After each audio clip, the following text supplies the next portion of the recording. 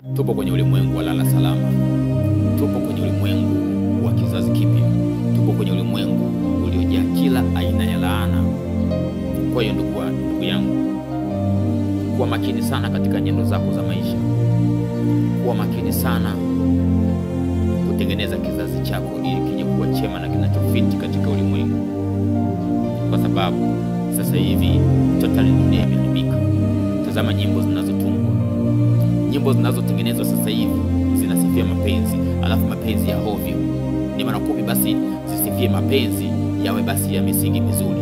Zinasifia mapenzi ya hovyo, yani kuna nyimbo za hovyo zina trend. Umeshaona? Lakini achana na nyimbo za hovyo kutrend. Kuna jamii wanaitwaje sijui tunazoea tu wanaitwa upinde au siku.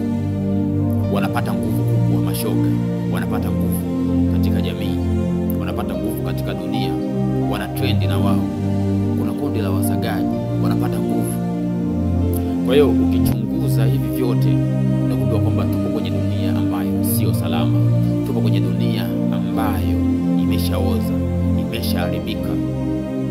Ndugu yangu, nikusihi, tengeneza kizazi chema.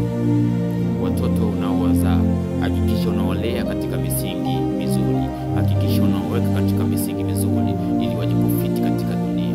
Wasiingie katika mkumbo wa dunia ambayo inaenda sasa hivi, bali wafiti katika dunia ambayo inafaa. Wawe ni mfano katika dunia ambayo tunaiendea. Wawe tofauti na hao wanaopotosha hii dunia. Tengeneza kizazi chako kiwe kizuri. Tengeneza kizazi cha mwenzako kiwe kizuri.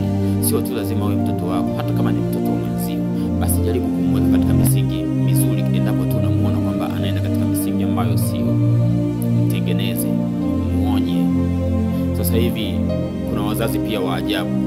Mzazi ukimwonya mtoto wake anakuja juu kwamba kwa nini umemfanyia hivi mtoto wangu, wakati sisi tulikuwa tunapigwa hata na mtu ambaye sio mzazi wako. Umekosea njiani, mtu anakukamata na kukupa stiki za kutosha na unaondoka, unanyamaza kimya hata nyumbani kwenda kutoa taarifa. Lakini leo hii mtu anapigwa tu hata na mwalimu shuleni, mzazi anamfuata mwalimu kwenda kumrudishia. Kama tunatengeneza nini? Tunatengeneza kizazi gani? Tunatengeneza nchi gani?